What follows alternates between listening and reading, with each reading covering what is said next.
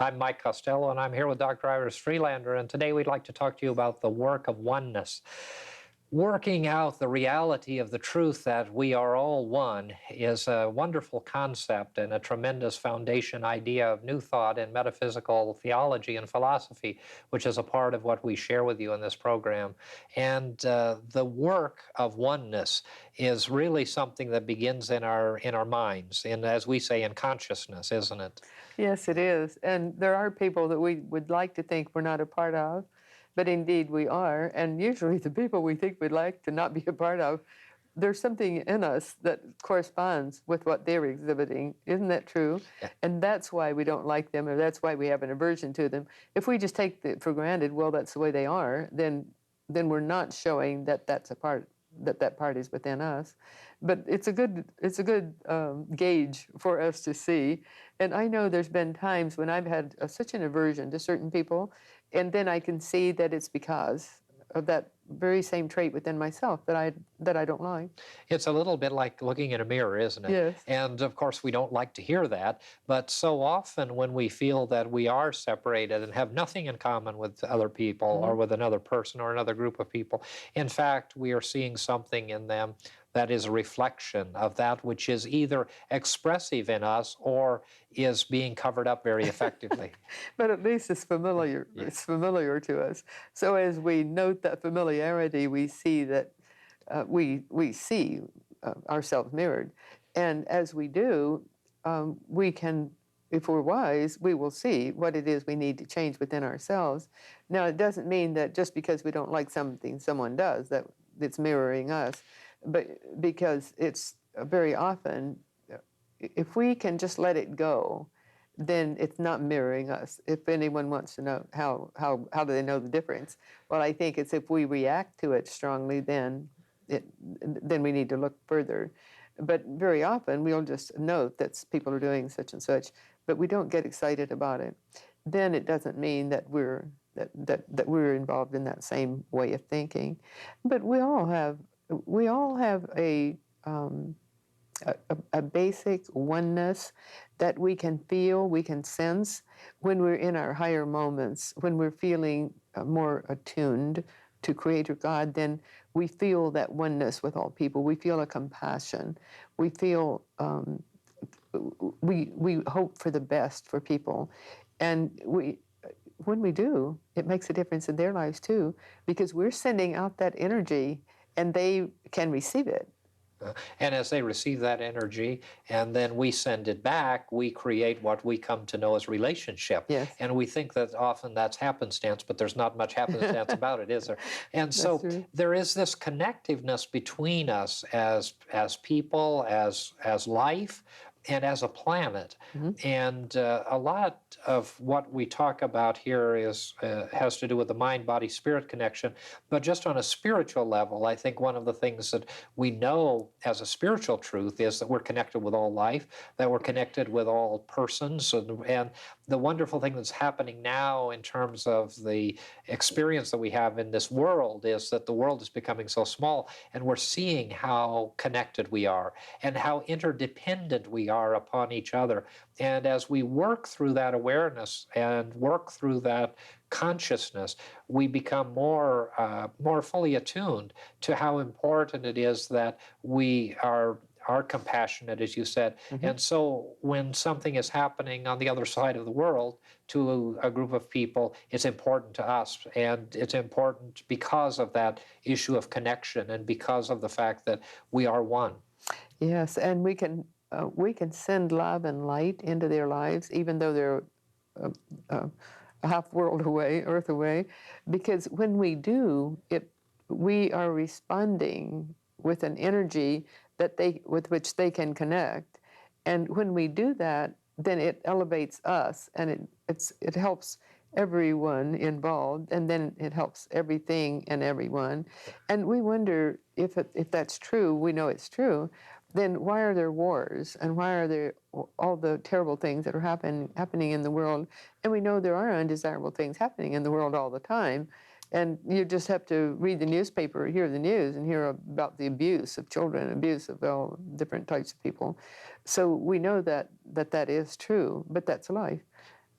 And that really reminds us of the fact that there's a breakdown of this awareness of our oneness. Yes. And as there's a breakdown of that, then there's conflict. And that conflict brings division. And of course, the division brings about a consciousness that becomes combative. And one of the things that we've talked about at different times in this program is this issue of non-resistance, and not resisting the fact that we are connected and that we are all one, and that all of life is so wonderfully and marvelously connected. And if we would just, in the beginning of the program, you made mention of our higher consciousness and our higher thoughts and our higher awareness of life. And when we step out of our smallness into our greatness, in terms of our thinking and in terms of our vision and in terms of our values, then we really embrace the oneness of all life. And we can really become empowered by it and strengthened by it, as opposed to being beaten down by it. It's interesting, the people who are the greatest oppressors, whether it be in a family sense, in a small family group, or on a national level, are people who aren't able to feel that greatness, aren't they? Yes, and they're so miserable inside themselves. And so they want to spread that misery. But all we can do is love them and hope that they will, and expect that they will do better. It's really a privilege to be able to reach out to others and to send love and light and energy to others. And it's just like spiritual healing works. We know it works. We've seen it work. People have become famous for their spiritual healing work.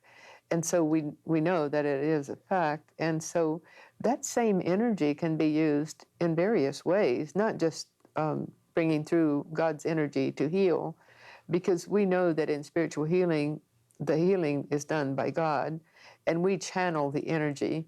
So what you were saying just now means that we would be channeling our energy to others, so then they may channel it further to others, but also they'll benefit from it.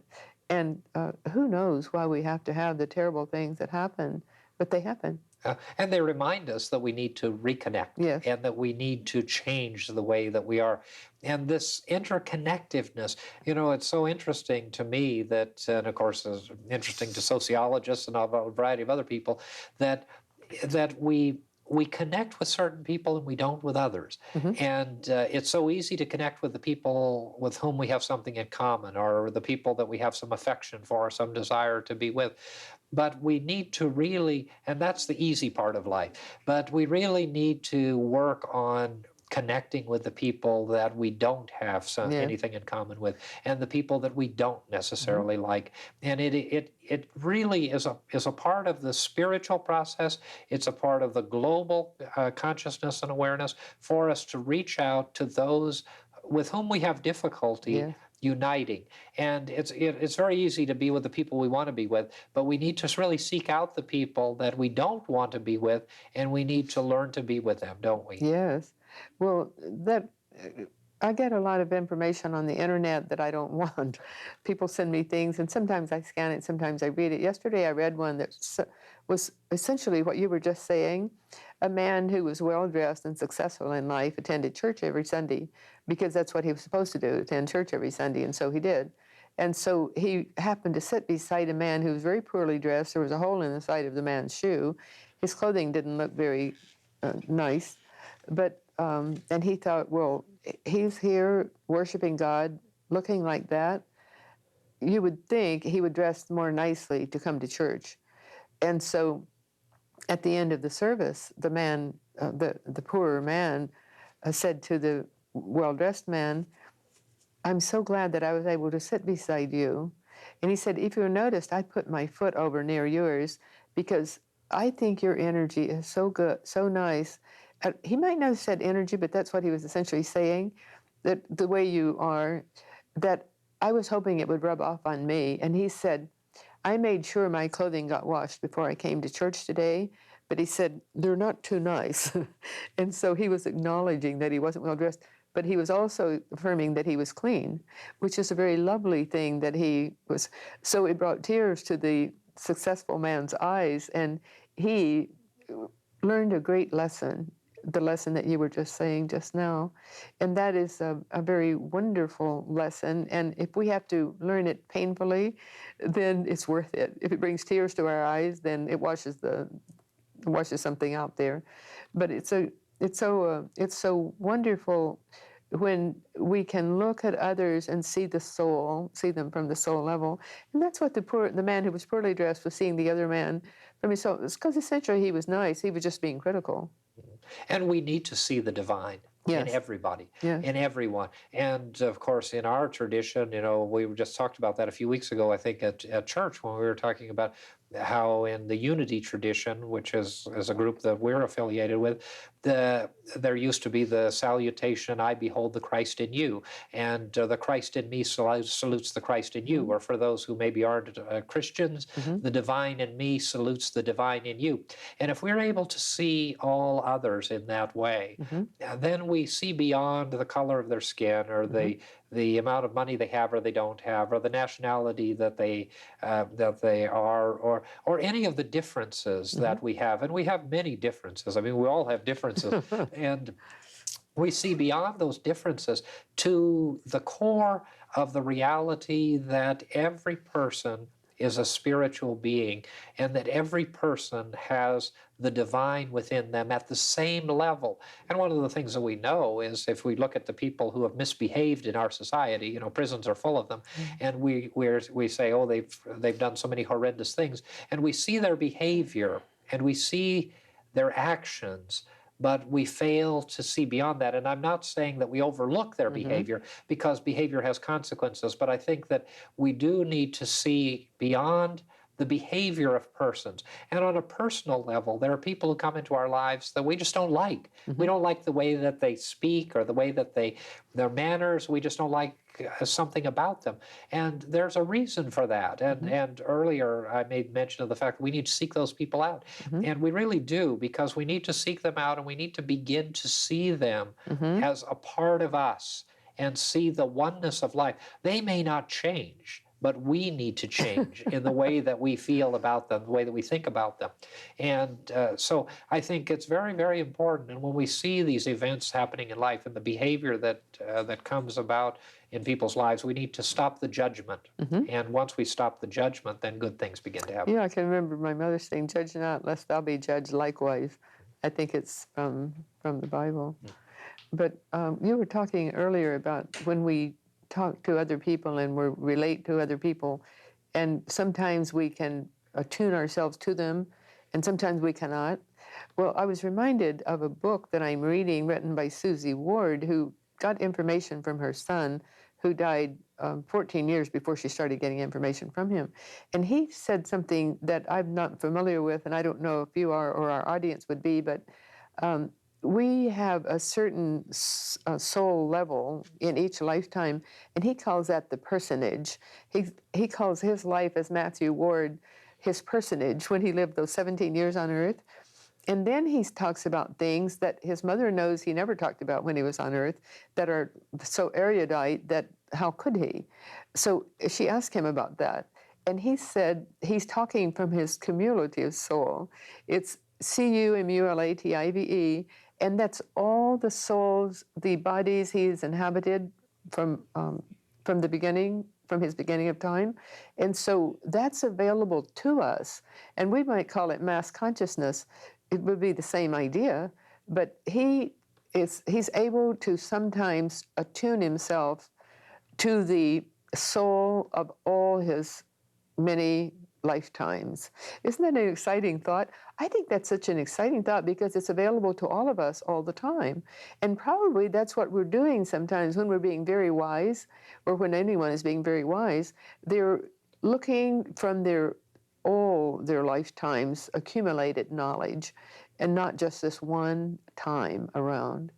And our lives are an accumulation of experience. Yes. And so that accumulation of experience is so very, very important. Yeah, and so we're also, each person, from whatever age we are, accumulation of this specific lifetime.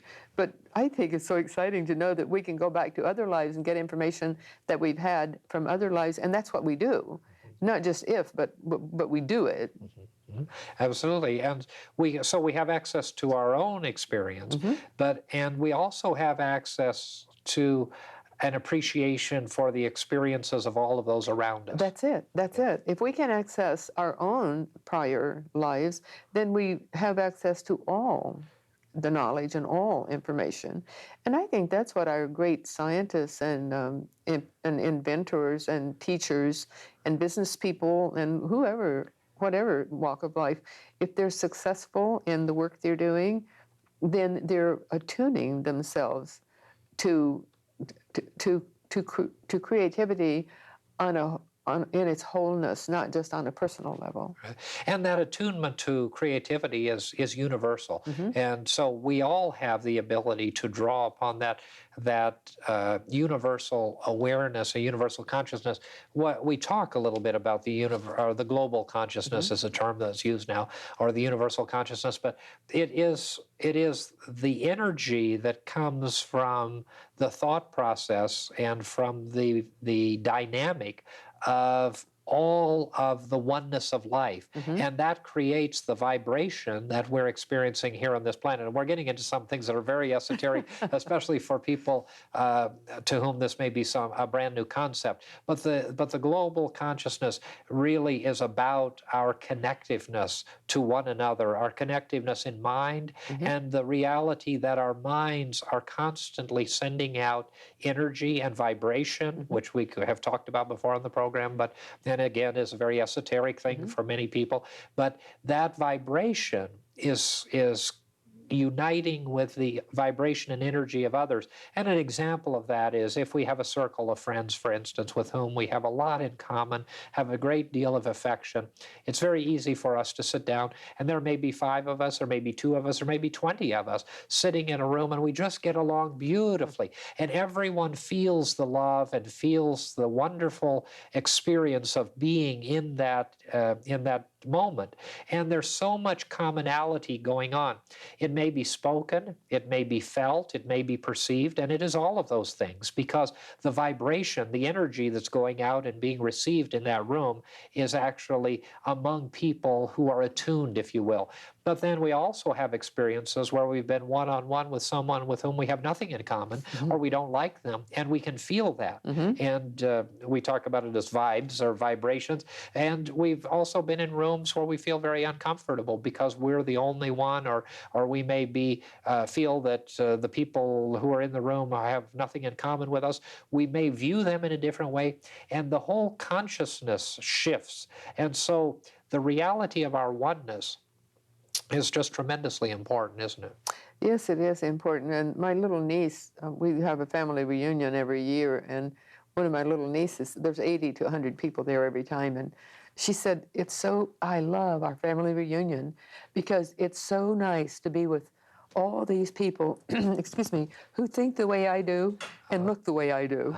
And I think that's a very typical example of what you were just saying.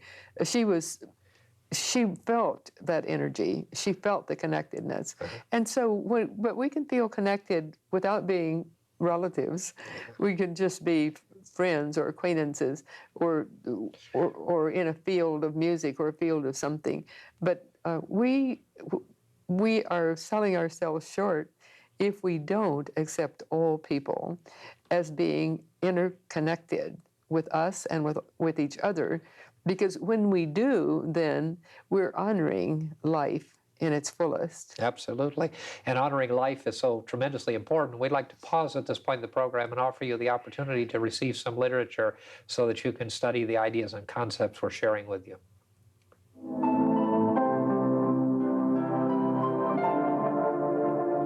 We would like to offer you the opportunity to receive one of these free booklets to further your understanding of the new thought message of confident living. Each month we will feature a different booklet, which will be mailed to you free and postage paid. Simply address your request to Confident Living at P.O. Box 7726, Long Beach, California, 90807.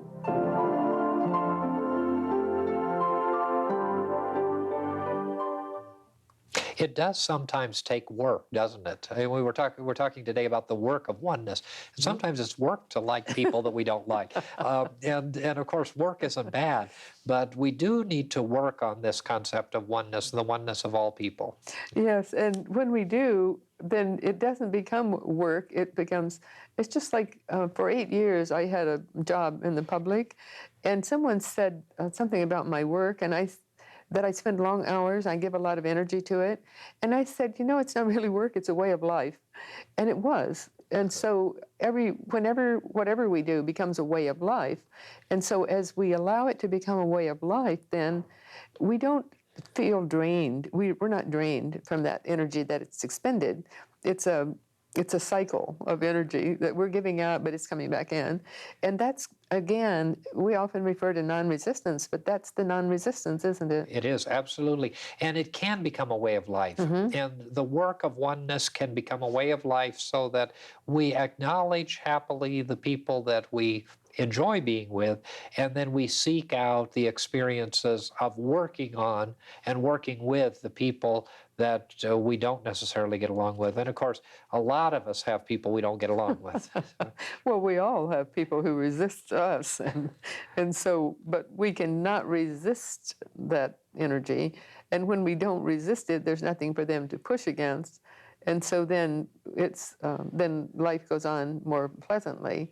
But that reminds me of something I read in the Reader's Digest many years ago, that allow your children, or those children who are in your care, if you're a teacher or caretaker or whatever, allow them to rub against you, to push at you, because only as these children are growing up and pushing against whatever control might be, parental, teacher, whatever, are they able to learn and use their own initiative, so that when they're out in the world, then they know how to react, and they've learned how to respond.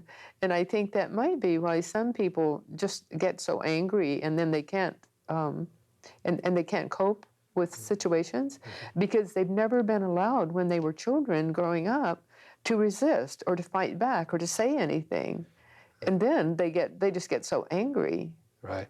And I think people get angry so often when we resist the behavior of others. Yes. And this non-resistance that you're talking about goes to the core of not resisting the behavior of other people. Let them behave the way they do. Let them say what they want to do. Yeah. Let them do what they want to do. And I'm not talking about children at this point in time. Yeah. Obviously, we do give guidance to children. Oh, of course. But as far as correction of other persons, I'm kind of amazed at how often we like to correct each other and how often we decide what's right and wrong for other people. And in fact, what we need to do is to stop resisting the behaviors of others, stop judging the behavior of others, and just start accepting the fact that that's the way that they are. Now, they may not be the way we want them to be. They may not be us, thank heavens. And so they're going through their life just as we're going through our lives. And each one of us has that freedom of choice and free will that we talk a lot about. And we don't know what people are going through or what they have gone through. And so it's tremendously important for us not to be judgmental and to not resist the behavior of other people. We get angry. I mean, so many parents get angry, especially with adolescents, because their teenagers aren't doing what they want them to do.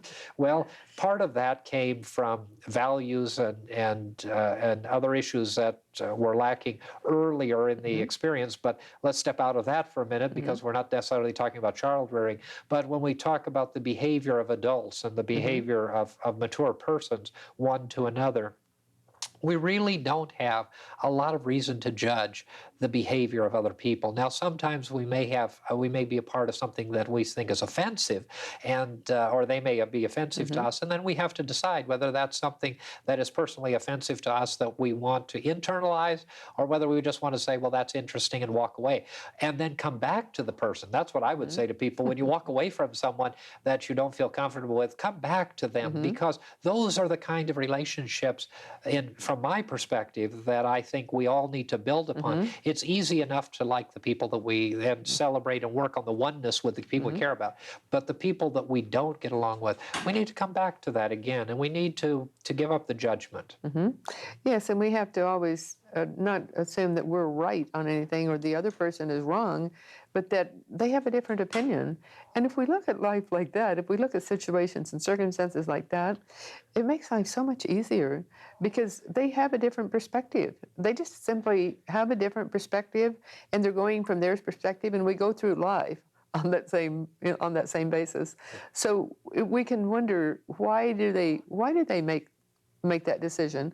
Why do they act that way? It's okay, I think, to reason it out, because then we'll see perhaps why they do, and then we will feel ashamed if we've been judgmental, and we'll be more loving toward others and compassionate in future times.